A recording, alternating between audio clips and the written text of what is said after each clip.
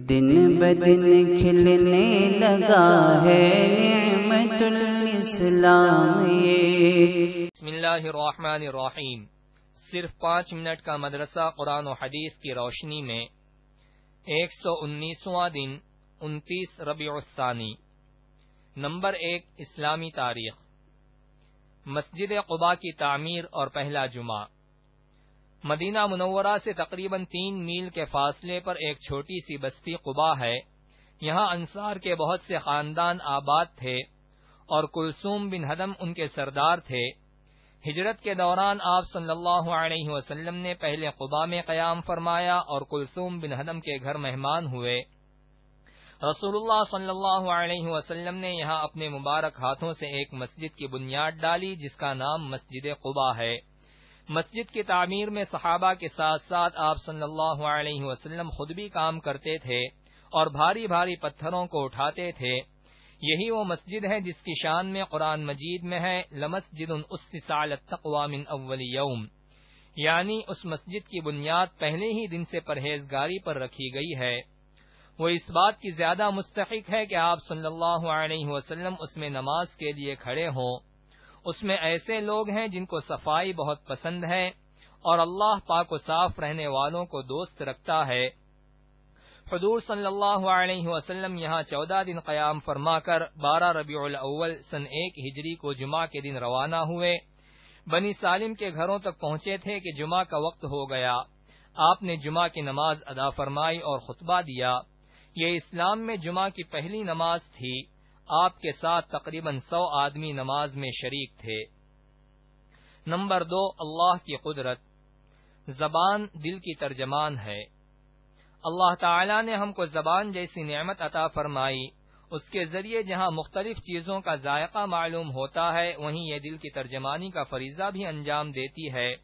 جب دل میں کوئی بات آتی ہے تو دماغ اس پر غور و فکر کر کے الفاظ و کلمات جمع کرتا ہے، پھر وہ الفاظ و کلمات خودکار مشین کی طرح زبان سے نکلنے لگتے ہیں، گویا کہ سننے والے کو اس کا احساس بھی نہیں ہوتا۔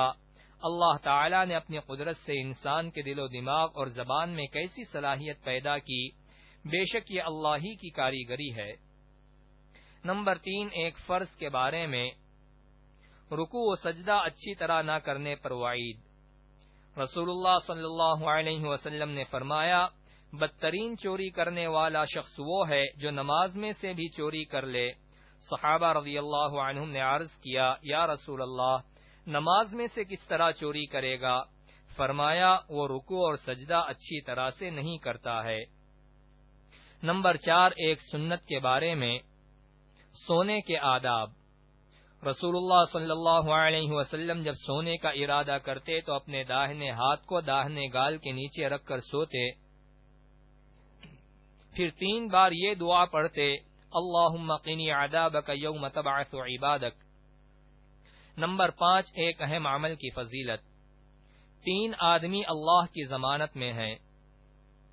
رسول اللہ صلی اللہ علیہ وسلم نے فرمایا، 3 آدمی کی اللہ نے ضمانت لے رکھی ہے، اگر وہ زندہ رہیں تو بقدر ضرورت روزی ملتی ہے اور اگر وفات پا جائیں تو اللہ تعالی جنت میں داخل فرماتا ہے۔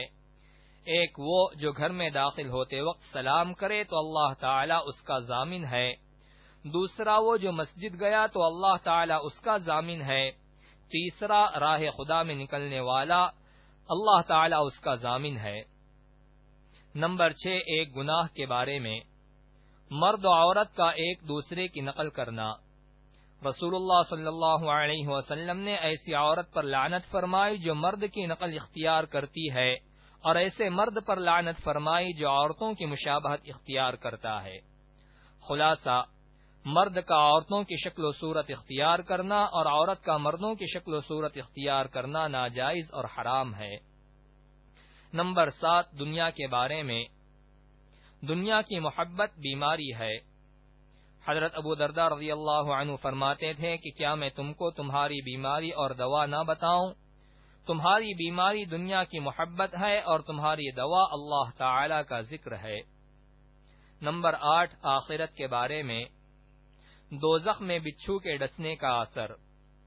رسول اللہ صلی اللہ علیہ وسلم نے فرمایا، دوزخ میں خچروں کی طرح بچھو ہیں، ایک بار جب ان میں سے ایک بچھو ڈسے گا تو دوزخی 40 سال تک اس کی جلن محسوس کرے گا۔ نمبر 9، طب نبوی سے علاج۔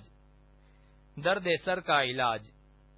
رسول اللہ صلی اللہ علیہ وسلم نے فرمایا، جب تم میں سے کوئی تیل لگائے تو اپنی بھوं سے ابتدا کرے، اس لیے کہ یہ درد سر کو دور کرتا ہے، یا یہ ارشاد فرمایا کہ درد سر کو روک دیتا ہے۔